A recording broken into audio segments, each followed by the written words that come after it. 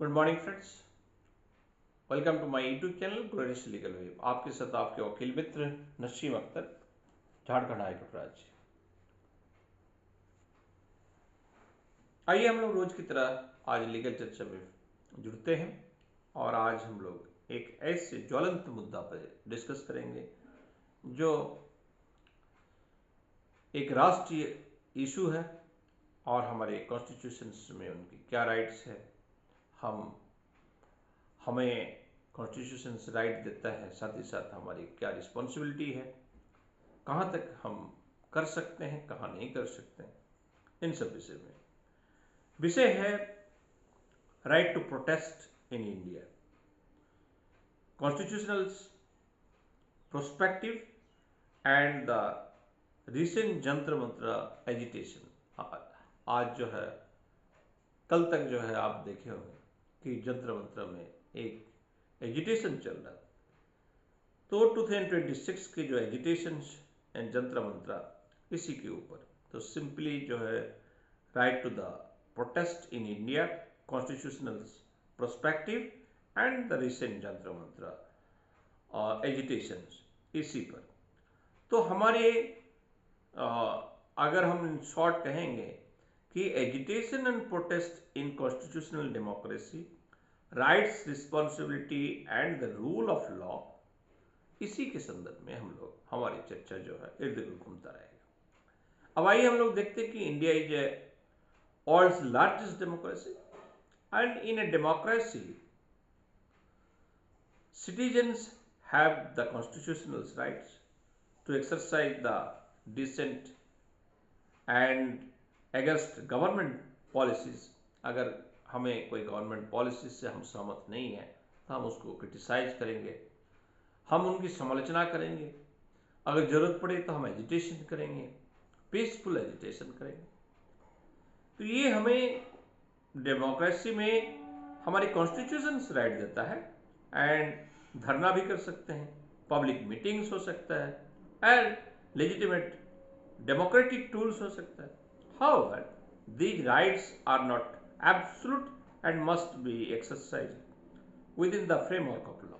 तो फ्रेंड्स, पहले हम लोग कहें कि जिस तरह हमें कॉन्स्टिट्यूशन राइट देता है, साथ ही साथ हमारी रिस्पॉन्सिबिलिटी है, ये एब्सोल्यूट राइट नहीं है। हमें क्या है कि ये राइट्स जो है must be exercise with in the framework of the law. जो हमारी लॉ की जो फ्रेमवर्क है, उस फ्रेमवर्क में हमें एक्सरसाइज करना होगा। And the recent protest at Jantra Mantra, New Delhi, have once again raised important constitutional and legal questions about the balance between the right to protest and the maintenance of public order। अब friends, आप जानते हैं कि जंतर मंत्र में students के ऊपर लाठीचार्ज हो गया। ऐसा भी देखा गया कि लाठी जो है पुलिस के अलावा एक कॉमन पीपल के हाथ में लाठी देखा गया, उन्होंने लाठीचार्ज किया। मैटर इतना सीरियस हुआ कि सुप्रीम कोर्ट तक पहुंचा। सुप्रीम कोर्ट उसको सुनने के लिए मना किया। Ultimately high court, Delhi high court में मैटर को सुना गया और दिल्ली हाई कोर्ट स्टूडेंट्स की तरफ से एडवोकेट काफ़ी दमदार बातें रखे। जो मैंने कहा कि कुछ स्टूडेंट्स को जो ऊपर लाठीचार्ज हुआ और ऐसे देखा गया कि वो तर्क दिया कि कुछ ऐसे लोग जिसके हाथों में लाठी था वो पुलिस है या नहीं ये कंफर्म नहीं है। अगर पुलिस है तो वो पुलिस के ड्रेस में नहीं था, उनके नेम प्लेट नहीं थे। तो इस तरह का जो बातें कोर्ट रूम में रखा, ये काफ़ी गंभीर विषय है। तो कहने का मतलब ये है कि हमारे जो एक पीसफुल एजिटेशंस की जहाँ बातें हो रहा था, वो पीसफुल एजिटेशन से हट करके वायलेंस के रूप लेते गया। तो जब ऐसे सिचुएशंस आ जाए तो डेफिनेटली मैटर जो है लॉ एंड ऑर्डर इशू हो जाता है और तब जो है हमारी पुलिस बल को सख्त कठोर जो है स्टेप लेना पड़ता है। तो फ्रेंड्स, जब अभी जो रिसेंट प्रोटेस्ट एट जंतर मंत्र New Delhi have once again raised important constitutional and legal questions about the balance between the right to the protest and the maintenance of public order. अब हमारी कॉन्स्टिट्यूशनल बेसिस क्या है? The constitution guidelines and guarantees Articles 19(1)(a) freedom of speech and expression, Article 19(1)(b) right to assemble peaceful and without arms, and Article 19(1)(c) right to form association. These rights are subject to reasonable restrictions under Article 19(2) and 19(3) in the interest of sovereignty and integrity of India public order. Friends, ये जो sovereignty की बात है, integrity की बात है, ये सर्वोपरि है। जब किसी देश के सोवरेनिटी के ऊपर आ जाए कोई मैटर या इंटीग्रिटी के ऊपर आ जाए तो सब धरे कर आ जाता है, तब और कुछ नहीं सुना जाता। फॉर द एग्जाम्पल, मान लीजिए आज हमें पाकिस्तान हमारे ऊपर अटैक कर दे, तो हमारे उस समय क्या ह्यूमन राइट्स रहेगा? ना कुछ रहेगा। हमें अपने तन मन धन दे करके हमारी सेना के साथ खड़े रहना है, मर जाना है। तो हमारे जब देश की बात आए, मुद्दा की बात आए, तब हमें अपने जीवन निछावर करने से पीछे नहीं हटना है। तो यही बात जो है, जब सोवरेनिटी इंटीग्रिटी की बात आए, पब्लिक ऑर्डर की बात आए, तब फिर जो है वो सिचुएशन अलग हो जाता है। और कहीं पे भी वहां पे जो मोरालिटी है, वो मोरालिटी डेफिनेटली कि हर एक आदमी को जो है प्रोटेक्शन करना चाहिए, देश के हर एक व्यक्ति को क्या कहते हैं सुरक्षा देना चाहिए।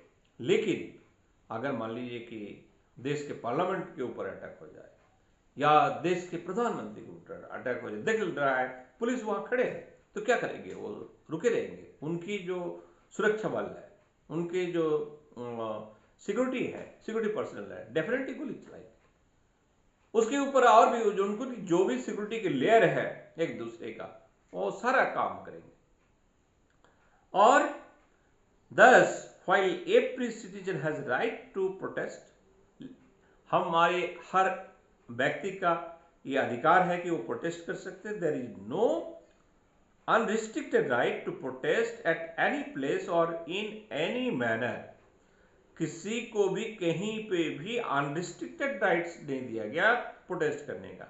अगर आज हम कोई एसोसिएशन के साथ, हमारी कोई एसोसिएशन है, अगर प्रोटेस्ट करना चाहते हैं तो डेफिनेटली हमें प्रोटेस्ट के पहले कोई ना कोई पुलिस कोई इंफॉर्मेशन देना होगा, परमिशन लेना होगा। परमिशन देगा तभी हो सकता है, परमिशन नहीं देगा नहीं होगा। तो सुप्रीम कोर्ट का प्रिंसिपल जो है मजदूर किसान शक्ति संगठन वर्सेस यूनियन ऑफ इंडिया 2018 का केस है। The supreme court held that peaceful protest are part of the democracy, but authorities may regulate the place, time and manner of demonstrations to balance the right of protest with those of the general public। तो friends, एकदम साफ हो गया कि supreme court में case गया मजदूर किसान शक्ति संगठन वर्सेस यूनियन ऑफ इंडिया 2018 का। उसमें सुप्रीम कोर्ट क्या कहा कि peaceful protest are the part of the democracy. हमारी पीसफुल प्रोटेस्ट जो है डेमोक्रेसी का पार्ट है। और बट ऑथोरिटीज, लेकिन ऑथोरिटीज को यानी गवर्नमेंट को या जो भी एडमिनिस्ट्रेशन है, अगर स्टेट का गवर्नमेंट है तो स्टेट गवर्नमेंट, सेंट्रल के गवर्नमेंट है तो सेंट्रल गवर्नमेंट, तो ऑथोरिटीज में रेगुलेट। अब गवर्नमेंट अपने आप तो काम करेंगे नहीं, डेफिनेटली वो उनकी जो पुलिस अथॉरिटीज है, अथॉरिटीज से ही काम कराएंगे। तो but authorities may regulate the place, वो उसको रेगुलेट करना पड़ेगा, प्लेस को कहाँ पे होगा, टाइम कब होगा, एंड मैनर ऑफ डेमोन्स्ट्रेशन, और इस डेमोन्स्ट्रेशन का क्या मैनर होगा। 3 बजे से 4 बजे, 3 दिन का होगा, 10 दिन का होगा, भूख हड़ताल अनलिमिटेड होगा, जब तक बातें नहीं सुना जाएगा तब तक एजिटेशन होते रहेगा। Whatever manner to balance the right of protest with those of the general public, और इसको बैलेंस बना के रखना होगा। इसी तरह दूसरा केस जो है Amit Saini versus commissioner of police, Shaheen Bagh case 2020। आप देखे होंगे शाहीन बाग केस भी सुप्रीम कोर्ट तक पहुंचा था। The court held public ways and public spaces can not be occupied indefinitely. अनंत काल के लिए कि आप किसी पब्लिक प्लेस को, पब्लिक वे को, रास्ता को बंद नहीं कर सकते। आप एजुटेशन, आपका बात गवर्नमेंट नहीं सुन रहा है, 3 महीना हो गया, 4 महीना हो गया, डेफिनेटली भाई आप एक क्या कहते हैं, बीइंग ए कॉन्शियस सिटीजन जो है, आप एक पब्लिक रोड को ब्लॉक कर देंगे, नहीं हो सकता। ऐसे जगह जहाँ दिल्ली जो एनसीआर जिसको बोलते हैं, चारों तरफ से जो है हरियाणा, उत्तर प्रदेश और दिल्ली सब मिलजुल करके रही है, वहाँ एक जंक्शन टाइप का है, और वहाँ जो है इतनी पब्लिक इंपॉर्टेंट जगह को जो है ब्लॉक कर देंगे तो नहीं हो सकता। आपको प्रोटेस्ट करना है, सरकार से रिक्वेस्ट कीजिए किसी ऐसे जगह जो आइसोलेटेड, थोड़ा कम भीड़ भाड़ हो, जहाँ उस तरह का ना हो, वहाँ करें। तो यहाँ पे भी कहा एकदम साफ जो है, public ways and public access can not be occupied indefinitely.